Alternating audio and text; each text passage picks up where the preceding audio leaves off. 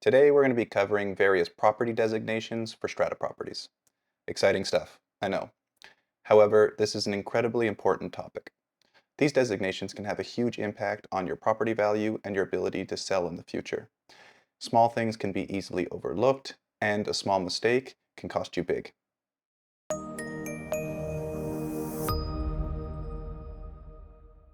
First off, let's talk about what a strata property is. Strata properties are multi-unit residential developments like condos or townhomes where the owners share ownership of the overall property. So when you purchase a unit, you own your space, but then you also share ownership of the larger property with the other owners. This shared ownership means it's important to understand what's yours, what's shared, and how that responsibility is divided.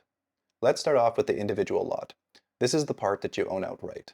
However, the boundary of your lot can vary depending on the property type and the type of strata that you bought into. For condos, the boundary line is typically the midpoint of the wall on the exterior walls of the unit. You have exclusive use of the space and are responsible for maintaining and repairing it. For example, if your oven breaks or you need to replace the floors, that's on you. Next up, we have common property. These areas are shared by all owners of the strata, like hallways, lobbies, roofs, or the exterior of the building. Common property is collectively owned, and the maintenance is handled by the strata corporation. This is funded through your strata fees. An example of how not knowing these designations could get you into trouble would be, say you bought a townhouse, and you thought that you had exclusive use to the backyard. Although it might look like that, if the property is designated common property, that is not the case. Finally, let's talk about limited common property, or LCP. LCP is technically common property, however, it is designated for the exclusive use of a specific unit. Common examples of LCP would be patios, balconies, and parking stalls. While you do have exclusive use, these areas are still governed by the strata bylaws, and major repairs should be taken care of by the strata. However, minor upkeep could be on the owner. So why do these distinctions matter?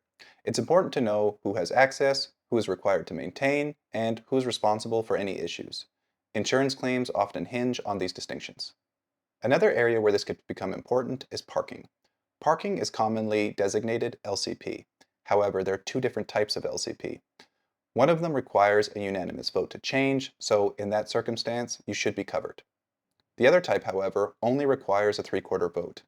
That means LCP parking could be revoked depending on how it was classified in the original strata plan.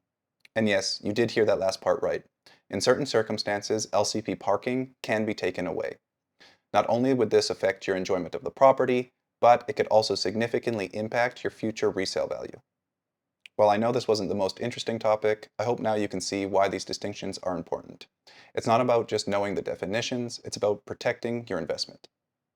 Always review the strata plan and bylaws carefully, and don't hesitate to ask questions. A small oversight can have big consequences.